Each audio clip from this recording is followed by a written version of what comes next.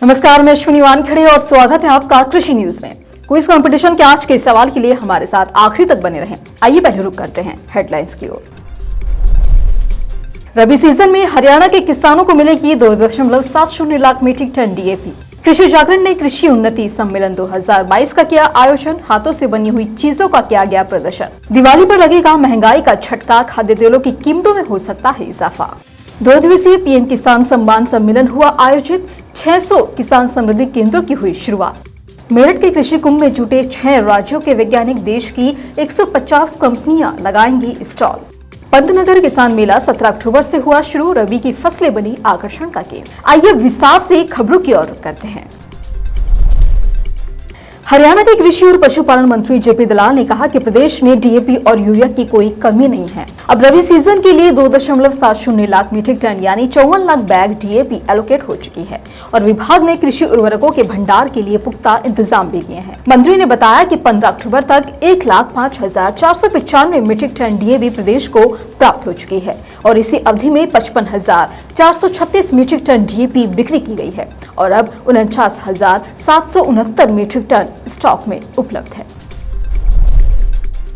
कृषि जागरण ने ओडिशा के रायगढ़ में सबसे बड़ी कृषि प्रदर्शनी कृषि उन्नति सम्मेलन 2022 का आयोजन किया, जहां आज दूसरे दिन रायगढ़ की डीएम स्वधा देव सिंह मुख्य अतिथि के तौर पर मौजूद रही और उन्होंने वहां मौजूद किसानों को सर्टिफिकेट भी प्रदान किए। आपको बता दें कि ये कार्यक्रम MS Swaminathan school of agriculture Centurion university के सहयोग से 17 और 18 अक्टूबर से school of pharmacy Centurion university of technology and management Raigarh में शुरू हो गया है और इस कार्यक्रम का विषय explore the end explore affluent agri Odisha रखा गया है और इसका उद्देश्य एनजीओ, किसानों और कृषि कंपनियों को एक साझा मंच प्रदान करना है।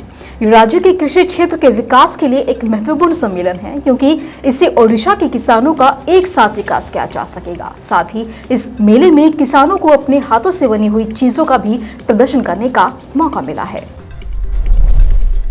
महंगाई की मार झेल रही आम जनता को इस दिवाली में भी राहत मिलती नजर नहीं आ रही है क्योंकि खाद्य तेलों की कीमतों में बढ़ोतरी हो सकती है। दरअसल अखिल भारतीय खाद्य तेल व्यापारी महासंघ के राष्ट्रीय अध्यक्ष शंकर ठक्कर ने यह दावा किया है। उन्होंने कहा कि पिछले सप्ताह ओपेक देशों द्वारा पेट्रोलियम क्रूड के उत्पादन में कटौती करने की घोषणा और डॉलर के मुकाबले रुपए की कीमत कम होने से खाद्य तेलों के दामों में अचानक से अच्छी खासी वृद्धि देखने को मिल रही है। प्रधानमंत्री नरेंद्र मोदी ने सोमवार को दिल्ली के पूसा कैंपस में आयोजित 2 दिवसीय पीएम किसान सम्मान सम्मेलन में किसानों को कई सौगात दी, जहां पीएम किसान सम्मान निधि स्कीम की 12वीं किस्त रिलीज की गई।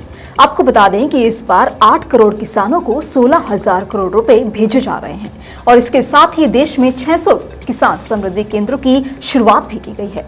तो वहीं पीएम मोदी ने सोमवार को कृषि क्षेत्र में बड़े बदलाव करने वाले 2 अहम कार्यों की शुरुआत की और इसके अलावा दिल्ली के पूसा कैंपस में आयोजित पीएम किसान सम्मान सम्मेलन 2022 में प्रधानमंत्री नरेंद्र मोदी ने रसायन और उर्वरक मंत्रालय के तहत 600 किसान समृद्धि केंद्रों का उद्घाटन किया और कृषि स्टार्टअप को बढ़ावा देने के लिए युवाओं और कृषि वैज्ञानिकों का मार्गदर्शन भी किया। जो हमारी योजना है, सरकार ने कहा है कि इस 25 साल के अंदर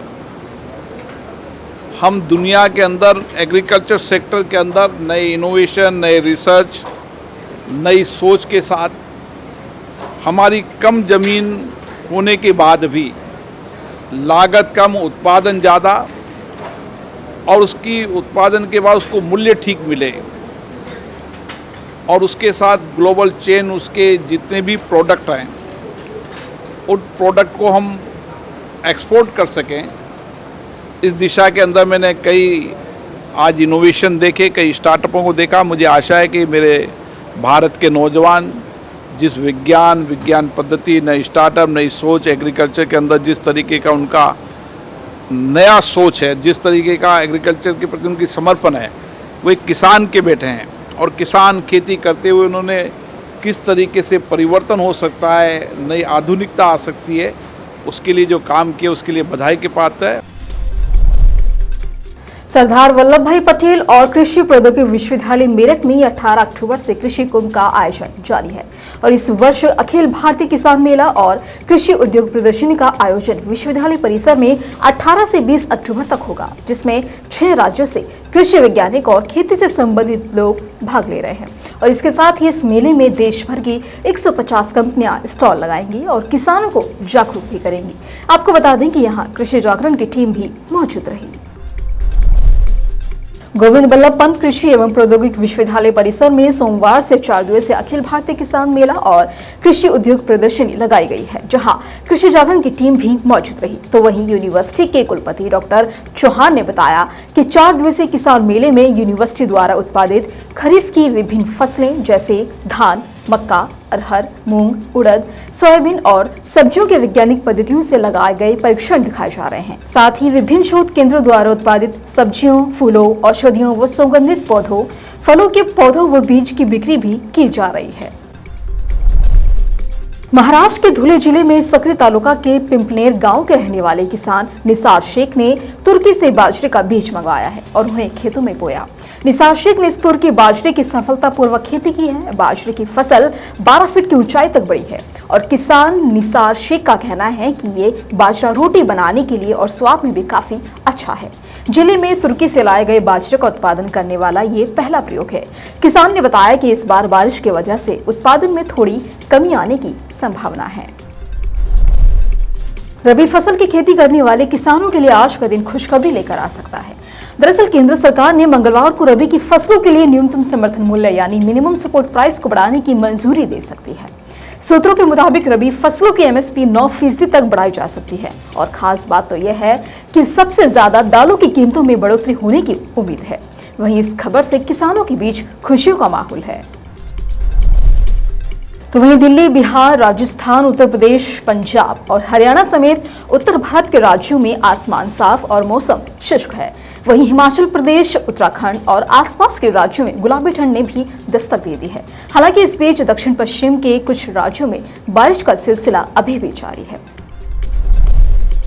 और आज एफटीबी ऑर्गेनिक के क्विज कंपटीशन में आपके लिए सवाल है कि ट्रक फार्मिंग किससे संबंधित है और आपके ऑप्शन है नंबर 1 रेशम कीट पालन से, नंबर 2 जलज कृषि से, नंबर 3 अंगूर की खेती से और नंबर 4 बागवानी कृषि से। तो देरी किस बात की, फटाफट से आप हमें इसका जवाब आपकी स्क्रीन पर दिख रहे मोबाइल नंबर 8800023204 पर एसएमएस कर बताएं और जीतें एफटीबी ऑर्गेनिक के डिस्काउंट कूपन्स और ढेरों इनाम। इसी तरह की अन्य खबरों के लिए जुड़े रहिए कृषि जागरण के साथ। धन्यवाद।